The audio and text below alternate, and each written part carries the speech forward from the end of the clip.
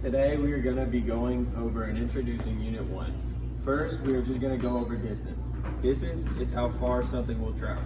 So right now, Zay is going to run from the 0 meter to the 10 meter.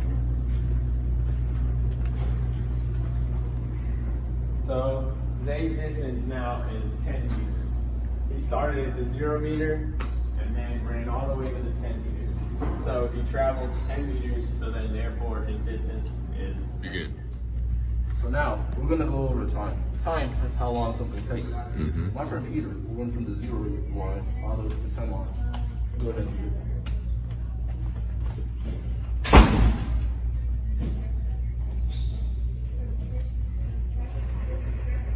It took my friend Peter 5 seconds to run from the 0 to the 10. So his time is 5 seconds. Whoa, let's go. Now we are going to explain displacement. It is how far your aiming placement is from your starting placement. Now I'm on the 0 meter line, but if I run all the way to the 3 meter line, my distance is 3 meters. But if I go back 1, my distance is 4 meters because I went 3 and then 1. But my displacement would only be 2 because I'm only 2 meters apart from where I started at the 0 line. So done. Speed is basically just how something fast is moving. For example, if a car is going 87 miles per hour, then the car's speed is 87 miles per hour. Also, this equation is distance over time. So if my good friend Danny here will run down to the 10, it would take Danny 5 seconds to get down to the 10. So if we do 10 divided by 5, it would get 2 meters. So the speed should be 2 meters per second. Begin. So the concept of scalar versus vector is just that vector quantities have 2 characteristics. They have a magnitude and they also have a direction. But scalar quantities only have a magnitude. When comparing 2 vector quantities of the same type, you are going to have to compare both the magnitude and the direction. But for scalars, you will only have to compare the magnitude. So basically what it's saying is that magnitude has 2 characteristics, like I said, so you have to include direction and magnitude. But for the other one, it's just magnitude and you do not need to include direction. Go. Velocity shows the rate of an object changing in its position. Often velocity can be confused with speed, but it is very much different. So for example, if I walk 4 meters east, in 2 seconds, then the velocity would be 4 divided by 2, which would just be equivalent to 2 meters per second. And also, I went east. I did not go north, I did not go west, I did not go south. I went east. So my final velocity would be 2 meters per second east. Lastly, we're going to go back on the word displacement. But last time we defined displacement, this time we're going to go over the concept of displacement. It can be shown in multiple ways. Last time we just talked about how if you move in a straight line your displacement. Well, also, let's pretend that I just walked 5 meters. Then I would have gone 5 meters north. But now if I go 1 meter east, then my displacement is still 5, but it's meters northeast because I went north and then east from the place that I started. So my displacement is now northeast opposed to being 0. Go.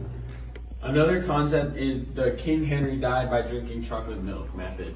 And it's really kilo, hecto, deca, base, deci, centi, and milli, which this concept helps you convert different kind of meters and sizes. For example, if you were at base with 10 meters and need to convert it into centimeters, it would be 1,000 centimeters because you moved it 2 over. Acceleration is the pace at which an object is speeding up at. For example, if a car is moving at 15 miles an hour and in 10 seconds the car's speed changes to 35 miles per hour, that means that it increased 20 miles per hour in 10 seconds. So that means that the car's acceleration was 2 miles per second. Now, we are going to discuss balanced forces and unbalanced forces. Balanced forces are 2 or more forces that are equal in its magnitude in the opposite direction. Unbound forces are two or more forces that are unequal in magnitude and are opposite direction. Now we're going to go through the difference of mass and weight. Mass is the amount of material inside of an object, while weight is just a measurement of a force due to gravity. A quick but meaningful vocabulary term is motionless. Okay, man, also no damage. All it means is just that an object is completely still and is not moving at all. Emotional damage. Now we are going to go over all three of Newton's laws. Newton's first law is that an object will retain its original state of motion unless acted upon by an unbalanced external force. Now the second law is that the acceleration experienced by an object is in proportion to the next force, causing the object to therefore move. Newton's third law is that the forces, whenever two objects interact, the force applies by one's object is equal in magnitude. Tell him, Peter. Bro. We leaving it, bro. We leaving that one. You're good. Lastly, we are going to go over waves. They are a disturbance that transfers energy. There are 4 parts to a wave. The first part is a trough, the lowest point of the wave. And then there is a crest, the highest point of the wave. And then there's the wavelength, which is the distance between the start of the wave and the end of the wave. Like if it goes like there, it's like from there to there. I don't know if that makes sense. But then the amplitude is what determines how loud or quiet it is, like how quiet it is or loud. And then there are 2 major types of waves, the mechanical and electromagnetic waves. Electromagnetics do not need a medium to travel through, while mechanical waves do need a medium to travel to.